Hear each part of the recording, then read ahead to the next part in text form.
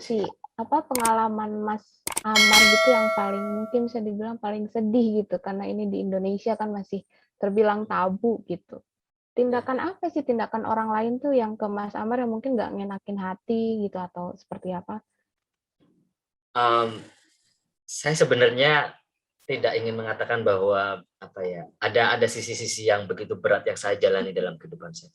Tapi saya ingin mengatakan bahwa di luar sana orang-orang yang tidak diterima oleh keluarganya, ya minoritas gender, transgender atau lesbian, gay, dan sebagainya yang tidak diterima keluarganya, mereka mengalami hal yang lebih berat daripada yang saya alami, gitu. Jadi saya tidak ingin menggunakan cerita saya sebagai tragedi, karena di luar teman-teman saya mengalami hal yang lebih berat. Bahkan ada transmen yang bahkan tidak hanya satu ya, mereka harus mengalami apa yang disebut dengan corrective rape, perkosaan yang direncanakan oleh keluarga sendiri hanya untuk mengatakan bahwa kamu perempuan, kamu bukan laki-laki. Jadi betapa beratnya yang harus teman-teman saya hadapi ketika mereka tidak diterima keluarganya, mereka dilecehkan oleh keluarganya sendiri, mereka mengalami persekusi dan kekerasan atau bahkan kriminalisasi oleh keluarganya sendiri. Jadi apa yang saya alami sebetulnya tidak begitu berat, Mbak, dibanding kawan-kawan saya gitu. Jadi saya pengen cerita saya ini justru ingin mengatakan bahwa seharusnya keluarga itu menerima, bukan menyakiti atau menolak. Betul. Dan jadi rumah sendiri malah berasa rumah orang lain gitu ya Mas ya. Karena masih banyak yang seperti itu, diusir, tidak diakui gitu ya. Mungkin teman-teman Mas Amar juga ada yang cerita seperti itu ya Mas? Oh, banyak banget. Makanya saya selalu ketika saya membagikan kisah saya, yang ingin saya sampaikan adalah untuk teman-teman saya bahwa mereka tidak sendiri dalam perjuangan ini gitu ya, dan mereka banyak kemudian cerita, dan bahkan sebelum saya bercerita membagikan kisah saya pun banyak ya, ada forum-forum kami bercerita dan tragedi-tragedi hidup yang harus mereka jalani gitu. Jadi tadi yang paling parah itu ya bagaimana mereka dikriminalisasi, mereka menghadapi corrective rape, kemudian conversion terapi atau katakanlah rukyah tapi basisnya adalah basis kebencian gitu. Karena ada rukyah yang saya justru ingin mengatakan bahwa seharusnya rukyah itu ditujukan untuk membuat orang-orang seperti saya ini menerima dirinya, mencintai dan menerima identitas gender atau orientasi seksual gitu. Tapi yang terjadi lagi-lagi ya di lapangan praktek-praktek rukyah atau conversion terapi, tidak hanya Islam, bahkan agama lain pun ya, teman-teman saya di Kristen, di Buddha pun mereka ternyata juga mengalami hal yang sama. Mereka dipaksa orang tuanya untuk terapi konversi, yang itu sebetulnya adalah bentuk kekerasan gitu, berbasis agama. Kalau di lingkungan pondok pesantren sendiri seperti apa Mas Amar ketika sudah mulai menunjukkan gitu? Ya, kalau awal pasti kaget dan menolak, sampai sekarang juga masih ada ya. Oh iya, masih saya ada. Tidak ingin mengatakan 100% orang menerima, tidak mungkin. Tapi lagi-lagi bagi saya yang terpenting adalah keluarga inti ya. Gitu. Kalau keluarga lingkungan kalau tetangga kayak gitu sebenarnya mereka udah biasa. Udah biasa. Udah biasa dan ya nggak ada masalah sih gitu. Paling ya beberapa kali misalnya rumah saya didatangi gitu ya oleh orang, dan sebetulnya mereka hanya penasaran. Jadi ketika sudah ngobrol, ketika mereka sudah tanya, kenapa kamu bisa begini, dan ketika sudah berjumpa, berdialog, ya sebetulnya kebencian, penolakan itu akan perlahan-lahan luntur gitu. Dan itu yang saya alami sih. Oke, seniat itu kan mendatangi rumah. Iya betul, seniat itu. Benar. Ya nggak apa-apa, bagian dari, karena semakin berjumpa orang itu akan sebetulnya semakin memahami kenapa orang itu membenci, karena mereka nggak pernah ketemu aja. Karena di kepala mereka adalah apa yang mereka lihat selama ini di media yang masih perspektifnya penuh kebencian terhadap kelompok yang berbeda. Padahal ketika mereka berjumpa, ketemu dengan identitas yang berbeda, mereka sebetulnya akan menyadari bahwa ya kita semua sama kok. Iya betul sekali. Mas Amar, saya pengen tahu nih pandangannya Mas Amar soal interpretasi Islam yang konservatif dan heteronormatif itu seperti apa? Ya, Islam, sebenarnya tidak hanya Islam ya, tapi agama itu saya meyakini ya, terutama sejak melihat penerimaan orang tua dan kemudian saya belajar kembali ke berislaman saya. Dulu saya melihat bahwa Islam ini atau agama itu hanya dijadikan alat untuk menindas perempuan, menindas kelompok rentan, dan menindas orang yang agamanya berbeda, imannya berbeda, bahkan yang pandangan politik keagamaannya itu berbeda. Tapi penerimaan orang tua saya kemudian mengajarkan saya bahwa Islam itu adalah agama yang penuh kasih, seperti salam ya. Islam itu kan salam ya, artinya kedamaian gitu. Meskipun lagi-lagi pada prakteknya orang lupa pesan kedamaian itu. Kedamaian atau keberislaman, apa ya, pesan damai itu kadang-kadang seringkali ya, tidak hanya kadang-kadang, seringkali hanya di lisan saja, hanya apa ya, pesan-pesan akrobatik aja, kayak ya semacam apa sih namanya, riasan. Tapi pada praktiknya mereka tidak betul-betul menghayati Islam yang rahmatan lil alamin atau yang penuh kasih untuk seluruh alam itu. Nah, jadi inti pertama agama itu adalah mengangkat derajat perempuan dan kelompok rentan. Misalnya muadzin ya, orang yang mengumandangkan adzan yang ditunjuk oleh Nabi Muhammad pertama kali itu adalah seorang budak berkulit hitam. Waktu itu orang kulit hitam dan orang kulit hitam itu dianggap, atau orang yang non Arab ya, dianggap hanya budak. Tetapi Nabi Muhammad justru menunjuk orang berkulit hitam, seorang minoritas, untuk mengumandangkan azan pertama kali. Dan banyak banyak kisah-kisah Nabi Muhammad yang sebetulnya menyuarakan pesan-pesan keadilan, kesetaraan, dan menjunjung tinggi hak-hak asasi manusia, meskipun human rights pada waktu itu belum ditemukan, tapi konsep-konsep soal rahmah, soal tauhid ya. Tauhid itu adalah pesan yang sangat besar loh, tentang bagaimana manusia itu setara. Tauhid ya, la ilaha illallah misalnya.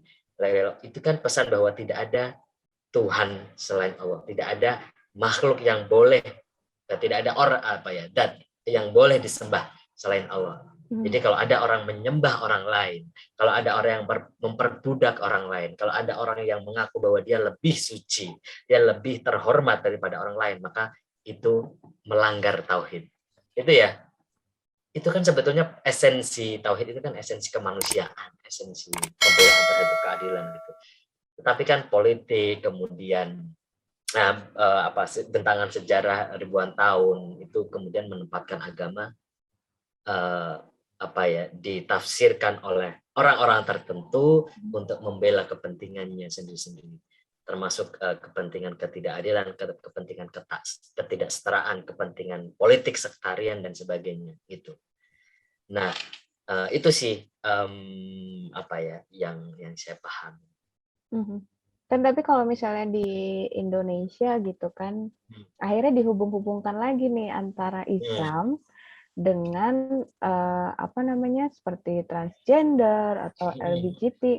Nggak bisa, pokoknya di dalam Al-Quran tuh mereka nggak ada gitu, nggak boleh. Kalau kamu perempuan kamu harus suka sama laki-laki, begitupun dengan sebaliknya, nggak bisa gitu bersama. Nah, gimana Mas Amar menanggapinya kondisi di Indonesia seperti itu? Nah, sebenarnya itu nggak hanya di Indonesia ya. Kita kalau ngomong Islam dan keragaman gender dan seksualitas, maka kita harus melihat realitas secara kesejarahan, secara utuh dan sebagainya.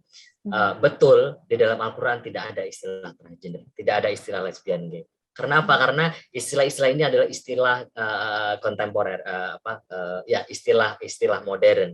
Tetapi realitas bahwa ada ragam ekspresi manusia, ada ragam gender dan seksualitas yang berbeda, itu sudah ada sejak zaman dulu, bahkan di masyarakat Muslim. Misalnya ya, yang menarik misalnya dalam fikih, kajian fikih ya, atau Islamic jurisprudence, itu sudah fuqaha atau ahli fikih zaman dulu, mereka sudah mengenal istilah seperti al-mukhannat, al-khuntha, al-mutarajjilat, dan sebagainya. Ini adalah istilah-istilah yang menunjukkan ada keragaman ekspresi gender.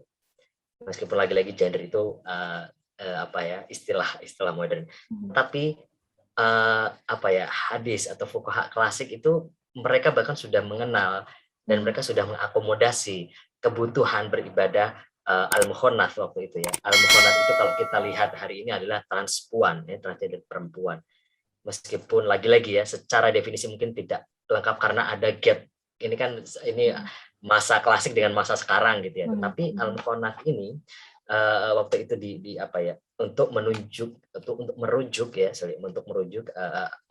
orang yang biologisnya jantan tetapi ekspresinya feminin, ekspresinya perempuan, dan mereka diakui oleh fuqaha itu. Mereka ditulis dalam kajian fikih bahwa mereka juga punya hak untuk beribadah, bahkan sampai tata cara beribadahnya pun disebutkan di dalam kajian-kajian fikih. Nah, itu kan menunjukkan ya sebetulnya keragaman gender itu sudah ada dalam kajian fikih Muslim. Lebih dari 1000 tahun lalu mereka sudah dikaji, mereka sudah diakui gitu. Dan bahkan kalau kita mengkaji di South Asia ya, di Asia Selatan kayak semacam India, Bangladesh, Pakistan dan sebagainya, mereka mengenal yang disebut dengan komunitas hijrah.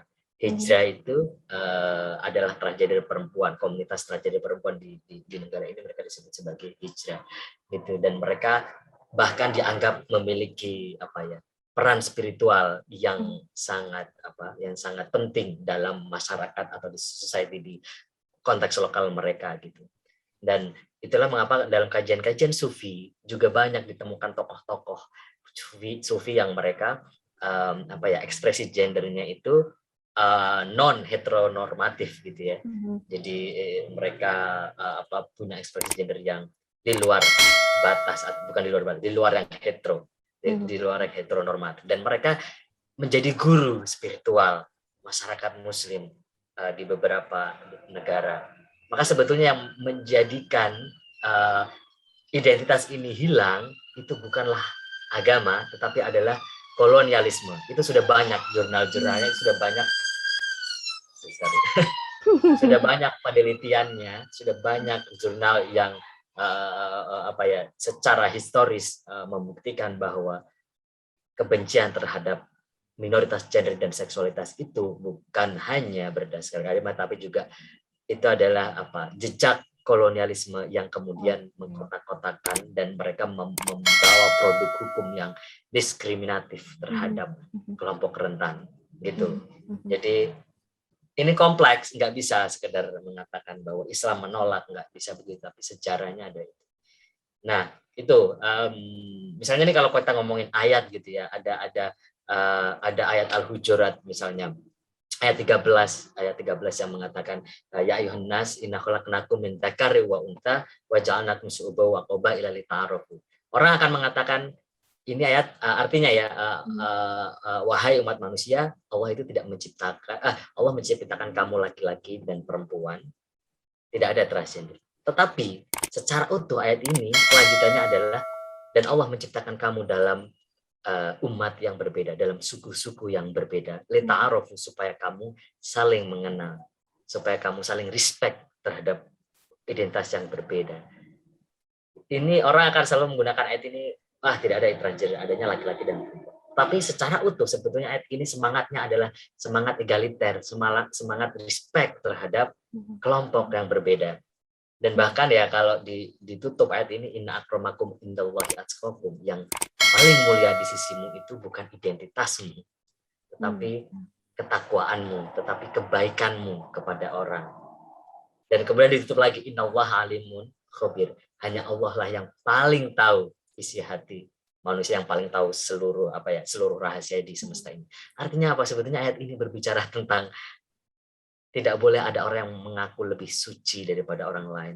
Tidak boleh ada orang yang mengaku dia paling benar, paling beriman di antara manusia yang berbeda. Karena keragaman perbedaan itu adalah sudah menjadi bagian dari ciptaan Allah gitu loh. Itu. Jadi kalau ada orang yang mengatakan Islam tidak menerima keragaman gender dan seksualitas, saya selalu pakai ayat ini, Mbak, untuk mengatakan bahwa justru Allah menciptakan kita dengan beragam supaya kita saling menghargai orang.